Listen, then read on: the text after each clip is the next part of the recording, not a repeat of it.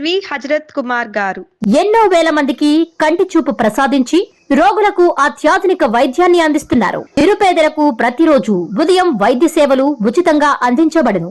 వెంటనే సంప్రదించండి. విజేత కంటి వైద్యశాల, కెనరా బ్యాంక్ పక్కన, బాబు ఐస్ క్రీమ్ ఎదురువీధి, బృందావనం, నెల్లూరు.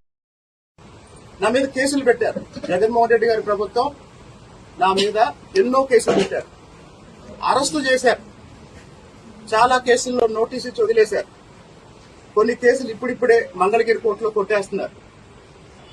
కానీ ఏ రోజు కూడా జగన్మోహన్ రెడ్డి ప్రభుత్వం నా మీద దాడి చేయలేదు, దాడి చేయడానికి ప్రయత్నం చేయలేదు, నన్ను చంపడానికి ప్రయత్నం చేయలేదు. కానీ మొన్న నెమలి కళ్యాణోత్సవంలో ఎప్పుడైతే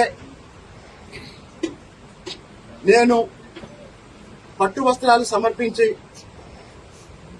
ఇంటికొచ్చానో, వచ్చిన తర్వాత నిఘా వర్గాల ద్వారా నాకు తెలిసింది ఏంటంటే, తెలిసిన సమాచారాన్ని బట్టి నేను అడిగే ప్రశ్నలు ఏంటంటే,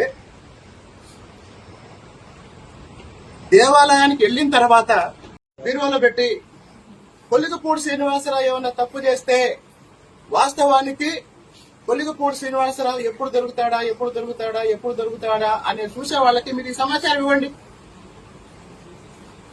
నేను మీ అందరిలో ప్రశ్న అడుగుతా, సీరియస్ గా సమాధానం చెప్పండి. గత కొద్ది నెలల్లో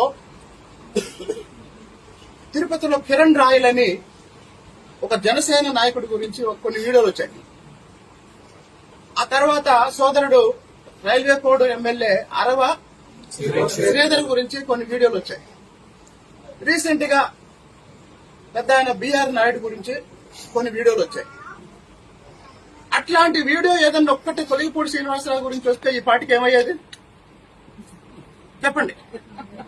ఈ పాటికి ఏమయ్యేది?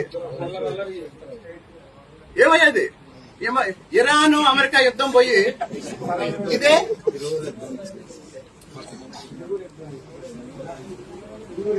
కాబట్టి కొలిగిపూడి శ్రీనివాసరావుని ఎలా ఎక్స్పోజ్ చేద్దామా, ఎలా ప్రజల్లో వ్యతిరేకంగా చూపిద్దామని ప్రయత్నం చేసే వాళ్ళకి నేను అడిగేది ఏంటంటే, నేను చెప్పేది ఏంటంటే, మీ దగ్గర ఏమన్నా సమాచారం ఉంటే ఇవ్వండి. దానికి వెంటనే సమాధానం ఇచ్చా కదా. నా ఫోటో పెట్టి మార్ఫింగ్ చేసి ఫోటో ఇస్తే ఎవరైతే మార్ఫింగ్ చేశారో ఆయన ఫోటో పెట్టి నేను రిలీజ్ చేశాను. కాబట్టి